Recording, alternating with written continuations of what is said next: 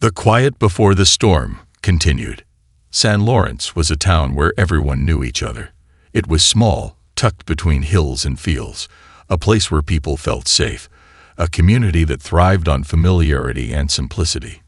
McDonald's, the town's favorite fast food joint, was a gathering point for locals.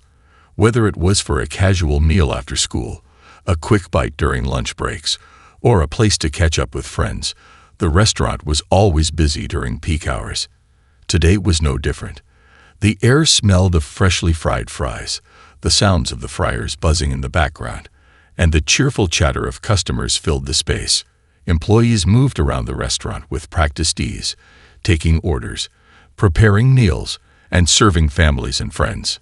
Sam, just 17 years old, was finishing his shift at the counter. He had started working here part-time to help his mom with bills. It wasn't glamorous work, but it was steady, and the tips weren't bad. He was the youngest in his family, and although he didn't show it, he carried a lot of weight on his shoulders. His father had left when Sam was a kid, and his mother had worked multiple jobs to keep food on the table. Sam had always dreamed of getting out of San Lawrence. But for now, he was stuck in a job, stuck in a town that sometimes felt too small for him, stuck in a life that seemed so much less than he had hoped for.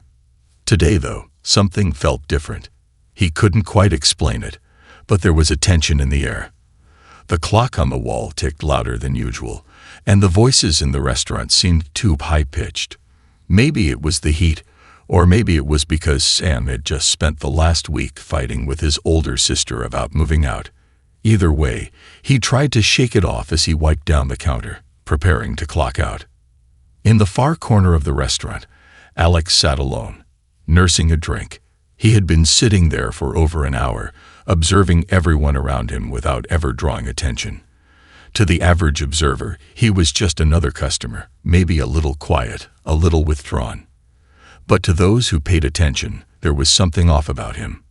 His clothes were disheveled, and his eyes seemed to carry a darkness that didn't fit the cheerful setting of a McDonald's.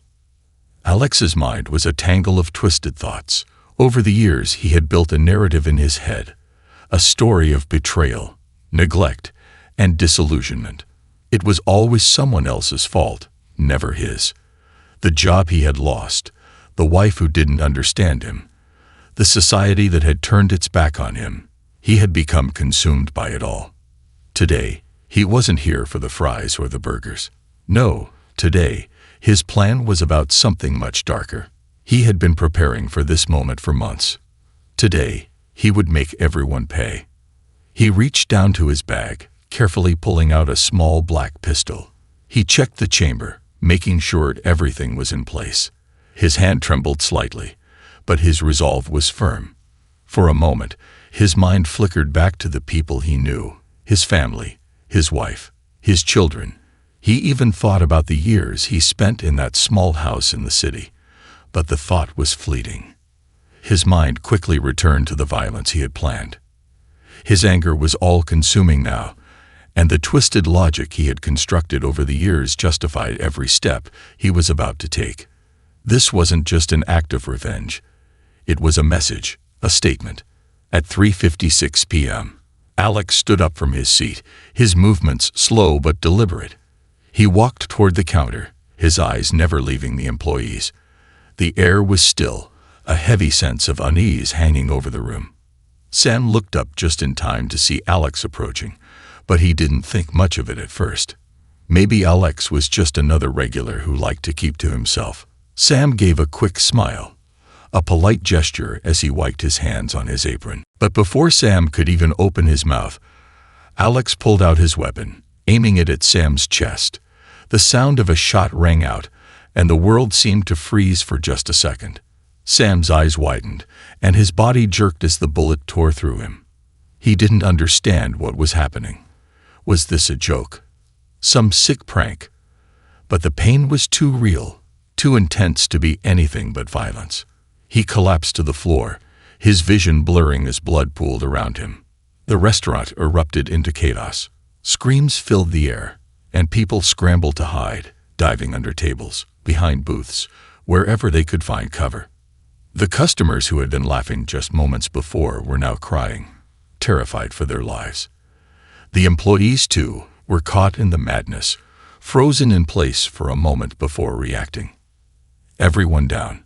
Alex's voice cut through the chaos, cold and steady. He didn't yell. He didn't need to. His words carried a terrifying finality. His fingers squeezed the trigger again, and the sound of gunfire echoed throughout the small restaurant. A woman near the counter screamed as she fell to the floor, her body jerking with the impact of the bullets. A young man tried to run for the door, but Alex shot him in the back, sending him crashing to the ground. Sam could barely move, his body feeling as though it were no longer his own. He lay on the floor, blood staining his clothes, his heart pounding in his chest. His breath was shallow, and the world around him felt distant. The chaos continued, shouts, cries, and the constant, unrelenting sound of gunfire. He couldn't make sense of it. He couldn't comprehend why this was happening. And then, as quickly as it started, the shooting stopped. For a moment, it felt like the world had paused, leaving only the sounds of heavy breathing and the distant sirens that were starting to approach. Sam's eyes fluttered, his vision darkening. The last thing he heard was the faint sound of footsteps approaching him. The first shots continued. The restaurant was filled with a deafening silence, punctuated only by the ragged breathing and the occasional sob from the terrified customers and employees. Sam's body, though paralyzed with pain, had somehow managed to remain hidden behind a booth. His chest heaved with shallow breaths, his heart thundering in his ears as his mind struggled to grasp the horror unfolding around him. The cold floor beneath him seemed to pulse with every beat, and the metallic taste of blood filled his mouth as he coughed weakly. Across the room, Alex moved with cold precision, his eyes darting around, assessing the chaos he had just unleashed. The gun in his hands, now aimed toward the back of the restaurant, was still warm from the rounds he had fired. His hand tightened around the grip, his finger itching to pull the trigger again. But something strange washed over him for a moment. He paused. For a split second, the world felt oddly quiet, almost peaceful, as if everything had been sucked into a vacuum. His focus was broken only when a woman, the restaurant manager, tried to rush toward the back exit, her frantic steps echoing in the stillness. Without warning, Alex swung the Uzi toward her, pulling the trigger with mechanical precision. The gun rattled in his hand as the round struck her body, sending her crashing to the ground. She wasn't the only one to fall. The sound of shattering glass rang out as Alex fired again, this time at the restaurant windows, which splintered and rained down shards across the floor. His laughter, low and unsettling, cut through the chaos like a jagged blade, drawing more gasps of disbelief from the remaining customers. He was not done. Sam, barely clinging to consciousness, heard the terrified shouts of the others, some pleading for mercy, others shouting at the gunman, trying to reason with him. But it was too late. The man had already passed beyond any semblance of sanity. Alex was not just shooting people, he was hunting them, methodically working his way through the restaurant, checking his victims as if crossing items off a list. There was no rhyme or reason to his selection. He shot a father holding his child, a young couple sitting in a booth, and then an elderly man who had been quietly enjoying his meal. Each shot was followed by a momentary silence, only to be shattered by another burst of gunfire. Sam could hear the sound of each bullet as it pierced the air, the thud of bodies hitting the ground, the soft cries of those who were still alive, but caught in the crossfire. The entire scene was a blur of motion and chaos, but in his half-conscious state, Sam could still make out flashes of people moving, others trying to escape or trying to hide, hoping against hope that they would not be seen, that they would not be next. And then, just as the panic was at its peak, Alex stopped. He stood there for a moment, his breathing heavy, his chest rising and falling as though he had just run a marathon. His eyes scanned the restaurant once more, his gaze sweeping over the carnage he had wrought. The dim lighting cast long shadows across the blood-stained floor, and the smell of gunpowder and fear hung thick in the air. Sam could barely see through his blurred vision, but he sensed the danger was far from over. Alex's voice broke the silence again. "You thought this was a joke," he shouted to no one in particular. "You thought you could just go on living your lives, not knowing the truth. This is the price you pay for not understanding." His words were nonsensical, filled with delusion and anger, but no one dared to respond.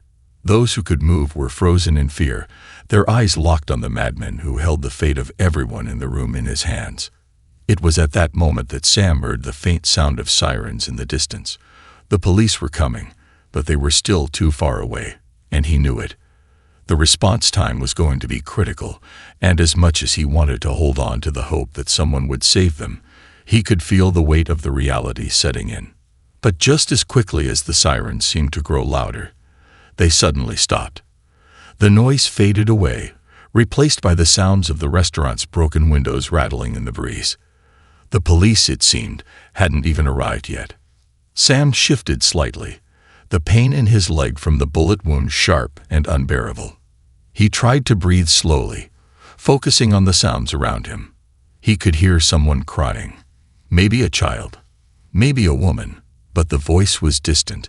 He felt his own tears welling up in his eyes, a mixture of pain and fear threatening to overwhelm him.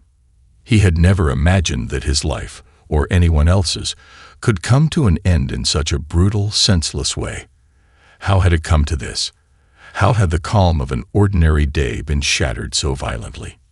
But his thoughts were interrupted by Alex's footsteps, drawing closer, each step deliberate and heavy.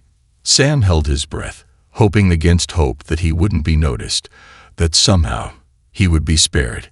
He thought of his family, his mother, who he had promised to take care of, and his friends, the people who would never know what had happened to him. Would they ever find out? Would they mourn his death, or would it be just another casualty of an unexplainable event, another name on a list of statistics? Alex approached Sam's booth, his steps slow, as though savoring the final moments of the hunt. Sam's heart pounded in his chest as he tried to remain still, to hold his breath and make himself invisible. Alex's shadow loomed over him. For a moment, everything seemed to slow down, the sound of his own pulse roaring in his ears, the weight of the gunfire still hanging in the air. And then Alex stopped.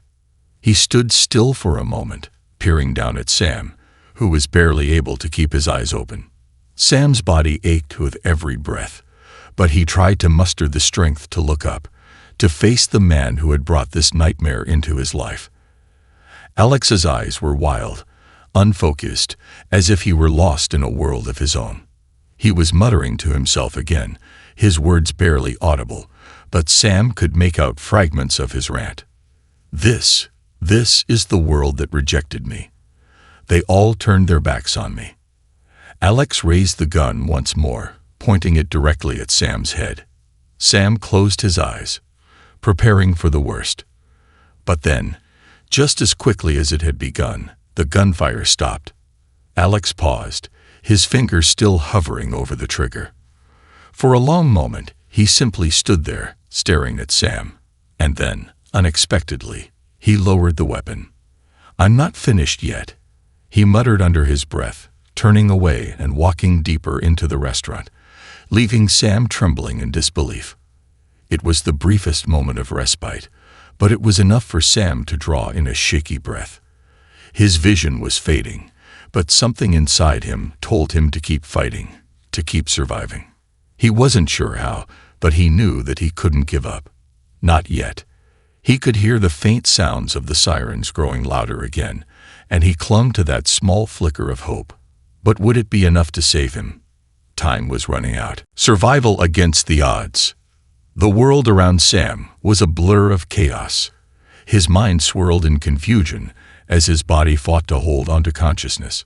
He could feel the blood from his leg wound seeping into his clothes, each drop weighing him down, draining him of strength. The pain was unbearable, but his survival instincts kicked in, pushing him to keep moving, to find safety, to escape this nightmare. Sam remained crouched behind the booth, barely able to keep his eyes open. The sounds of gunfire echoed in the background, followed by screams and the sickening thud of bodies hitting the ground. He had seen so many lives snuffed out in the span of just minutes. People he had served, people who had once been familiar faces. The shock of it all was too much for him to process, but there was something deeper at play, a raw, primal urge to survive, no matter the cost. It was in that moment of stillness that he heard something else. Voices, faint at first, but gradually louder. People were talking, whispering. Sam strained to listen, his mind clinging to the sound like a lifeline. His eyes flickered open just slightly, and through the pain, he saw figures moving in the shadows, crouched low, hidden behind overturned tables and booths. They were survivors, too, just like him. They were trying to stay hidden, trying to keep themselves from being discovered. Sam's heart quickened.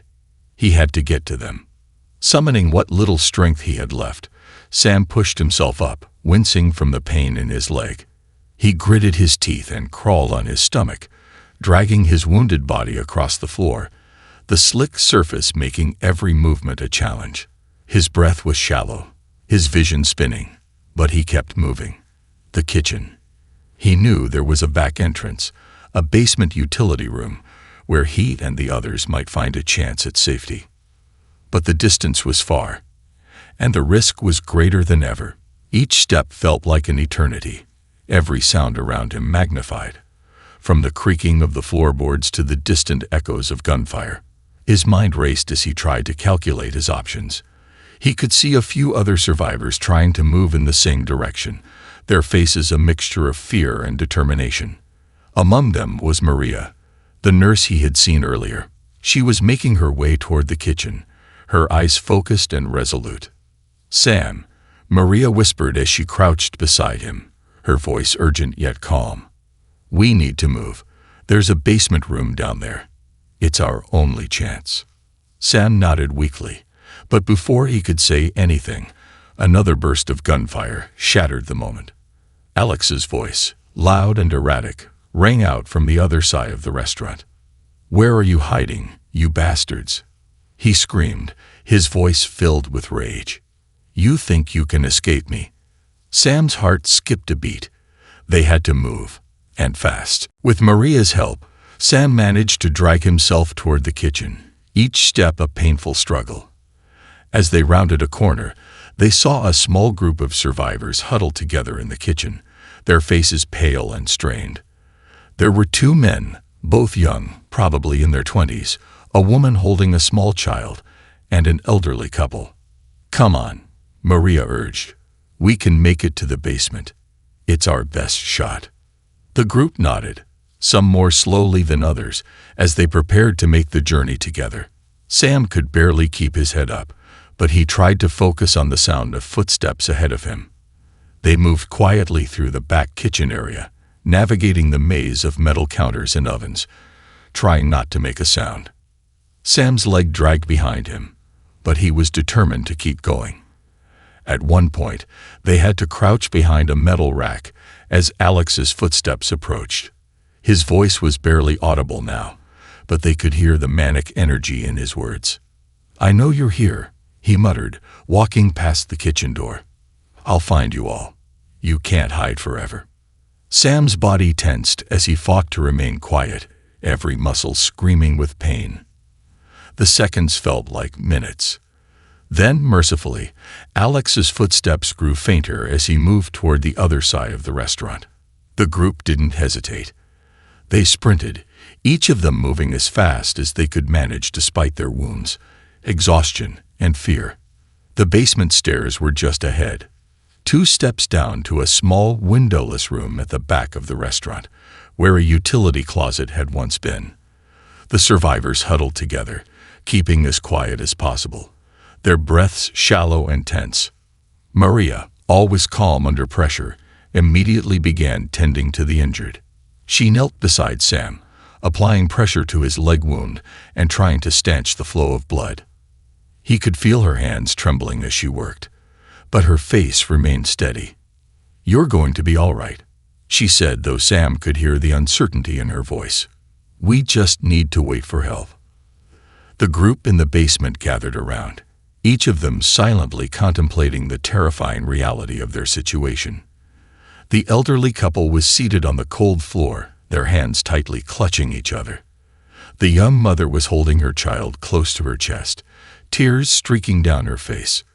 The men, still in their 20s, looked dazed, as if the whole ordeal had pulled them into a strange, nightmarish trance.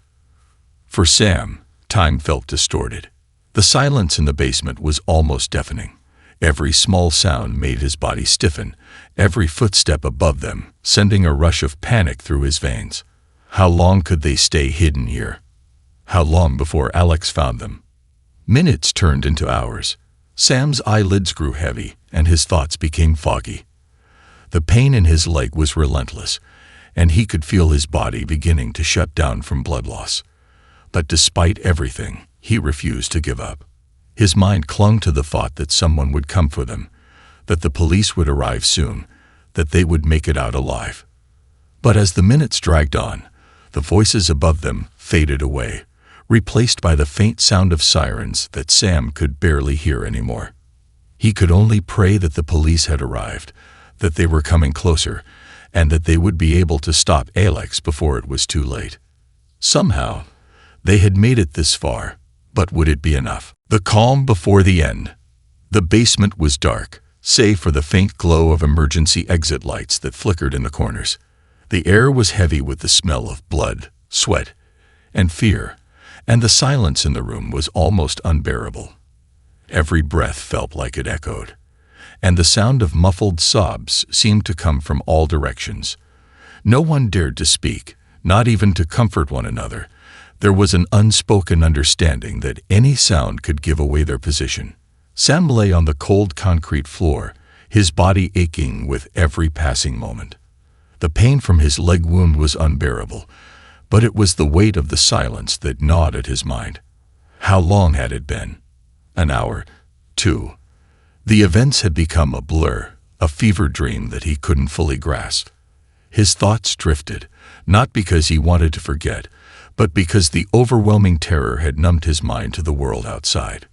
Maria, the nurse, continued to tend to his wound, using what little medical supplies she could find in the small utility closet. She was whispering to herself, her voice soft, but steady.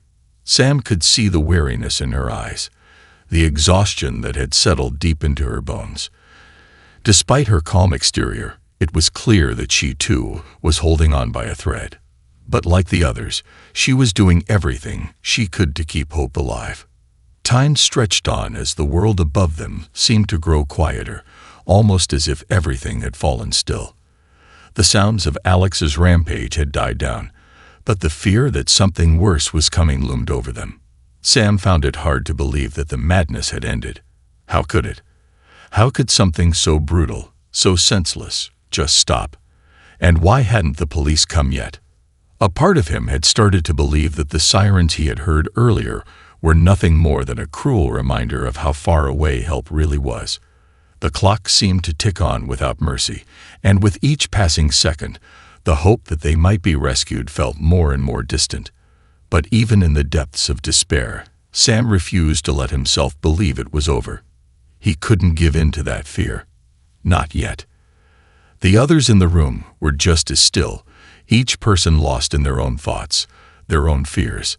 The elderly couple sat huddled together, their hands locked, their eyes darting toward the basement door at every creak and groan of the building.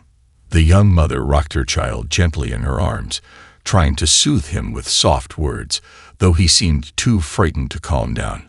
The two young men were sitting against the wall, their legs stretched out before them, eyes glued to the shadows. And then, just when Sam thought he might lose himself to the darkness, the silence was broken. A faint sound echoed through the walls, a sound so soft, so subtle, that for a moment, Sam wasn't sure if he had imagined it. It was a footstep, distant, faint, but it carried with it the smallest glimmer of hope. His heart skipped a beat, and he tensed, straining to hear. Was it a trick? Was it Alex, coming back to finish what he had started? Maria's head snapped up, her eyes wide with sudden realization. She held a finger to her lips, signaling for the others to stay quiet. The entire room fell into an even deeper silence, if that was even possible. They all listened, each person holding their breath, waiting for another sound to confirm what they had heard. There it was again, a faint shuffle.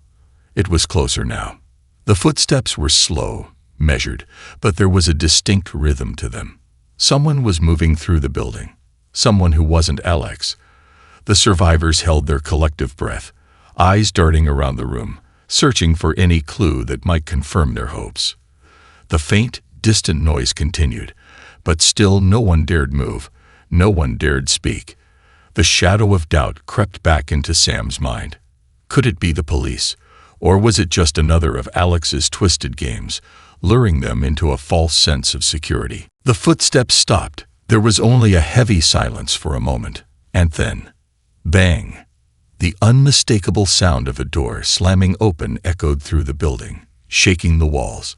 It came from above, just above the basement. The sound was followed by shouting, frantic voices calling out, a surge of movement. Sam's heart leaped into his throat, and he tried to push himself up from the floor, but his legs refused to cooperate.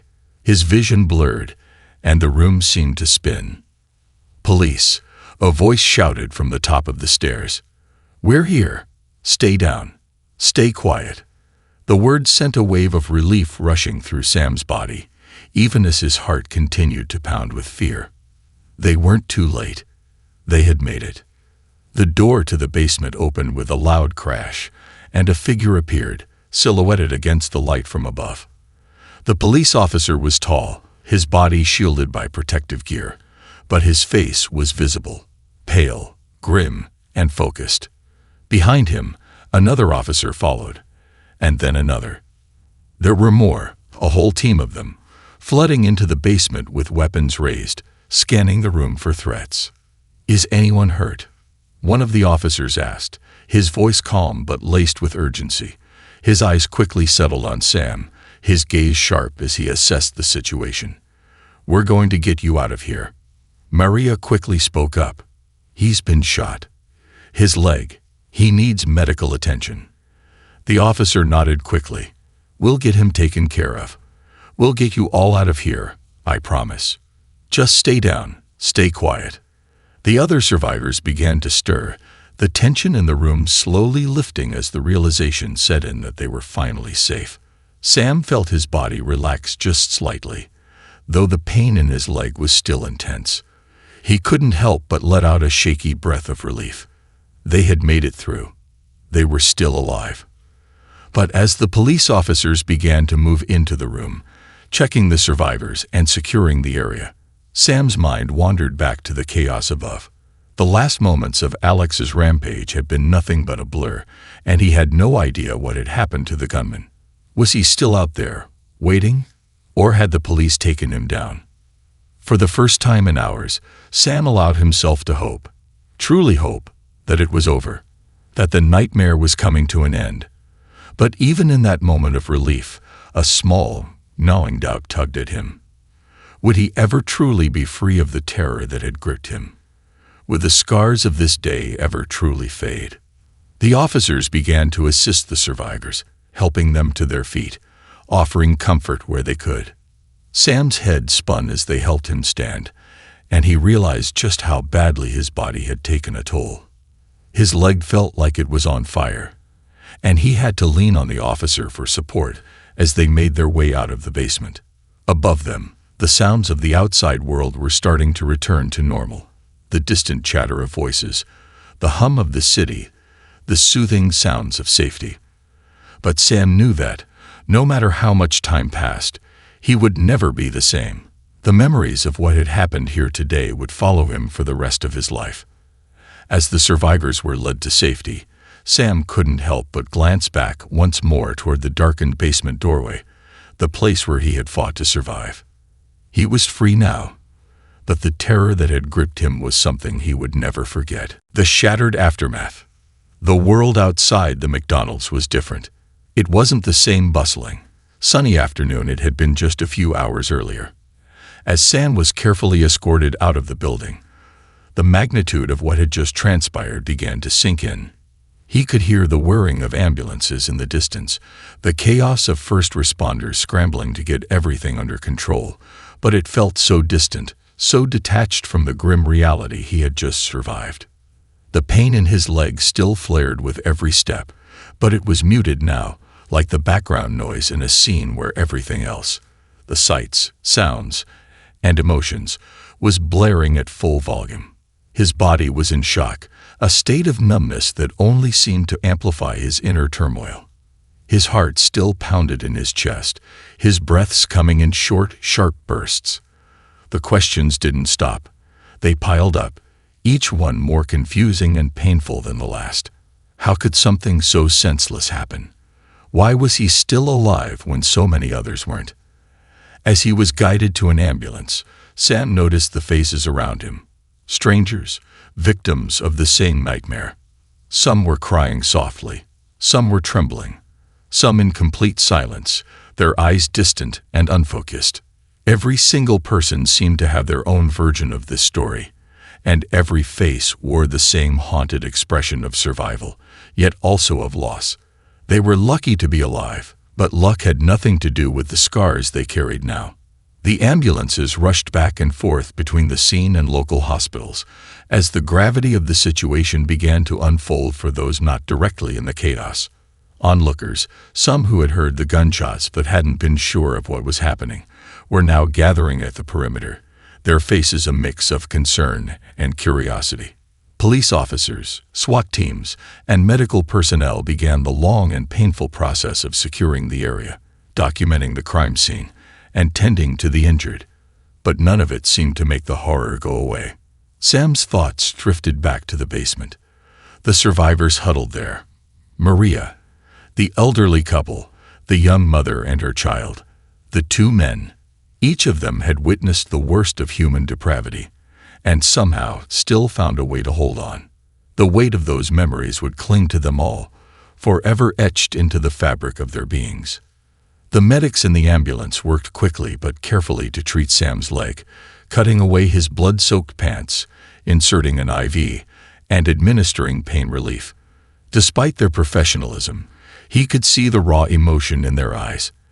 They had seen too many things like this today. Too much blood, too many bodies, too much tragedy. Sam wasn't the only one who was shaken, but he couldn't allow himself to focus on them. Not yet. His mind kept flickering back to the people who hadn't made it out, the ones who hadn't had the luck he'd had. As the ambulance made its way toward the hospital, Sam's thoughts were a whirlwind, battling between the fleeting images of terror that had been etched into his memory and the strange sense of disbelief that they had all survived. It felt like a cruel paradox. How could he, of all people, be lucky enough to escape this hell when others, who had been just as innocent, had been torn apart? At the hospital, the chaos continued. Paramedics rushed in and out of emergency rooms. Doctors were shouting orders. Nurses were prepping for more incoming casualties. The sound of beeping monitors, hushed conversations, and frantic footsteps filled the halls. The doctors worked on Sam's leg, stitching him up and stabilizing him. But it was clear that his physical injuries, though severe, were nothing compared to the mental toll this massacre would take on him, and on all the survivors. It was a strange feeling, this transition from the McDonald's, from the scene of destruction, to the sterile, cold world of a hospital. The two worlds couldn't have been more different, but in Sam's mind, they were connected. The rooms and hallways of the hospital felt like just another stage in the nightmare. Every person he passed, every face he saw, seemed to reflect the same pain he was feeling inside. No one in that place was truly okay. Not after the events that had unfolded, not after they had witnessed something so raw and unforgiving. He lay there in the emergency room, propped up with pillows, surrounded by the sounds of medical staff working tirelessly on other victims. His body was broken, but it was his mind that felt most fractured. He could still hear the screams, see the blood-soaked floors, feel the pressure in his chest when Alex's gun had been aimed directly at him. The terror still gripped his heart, and no amount of physical healing could ease the wound that had been carved deep into his soul. He had been so close to death, and yet he was here, alive. But at what cost? A nurse entered the room, breaking him from his thoughts. She checked his vitals, asked how he was feeling, and tried to offer some comforting words. Sam could barely hear her. His mind was too far away, lost in the labyrinth of trauma, regret, and guilt. He had survived, yes, but what did that even mean? Was he supposed to be grateful? Or was he simply another victim, a casualty of an unimaginable event, struggling to find meaning in the wreckage? His family hadn't arrived yet. He hadn't been able to contact them, but he knew they would be looking for him, terrified for his safety. What would he even tell them? How could he possibly explain what had happened? How could he tell them that he had been one of the lucky ones when so many others had died? The guilt was suffocating, overwhelming. He was supposed to be a hero in this story, survivor, brave, courageous. But all he felt was numbness and disbelief. As the hours passed and more victims were brought into the hospital, some surviving, some not, Sam's thoughts began to drift again. He thought of the others. Maria, the young mother, the elderly couple, the two men, and wondered how they were holding up. Would they ever recover? Would they ever be able to move past the horrors they had witnessed? Would they find peace, or would they, too, be haunted forever by the nightmarish events that had stolen away their sense of safety? The doctors had told him it was too soon to know how long his recovery would take. He could hear people talking about his injuries, about how lucky he had been. But in his heart, he felt like he was losing something, a piece of himself. Something had been irrevocably changed in him that day, and though he could feel the physical pain of his injuries lessening, the emotional scars were only just beginning to form. He closed his eyes for a moment, letting the darkness envelop him. But even in that moment of stillness, he could still hear the echoes of the McDonald's massacre. The sounds of gunshots, the screams, the shattered glass, the sense of horror. They would never leave him. He didn't know if he would ever find peace again. He didn't know if anyone would. But somehow, through all the darkness, he understood one thing: he had survived. And for better or worse, he would have to live with that.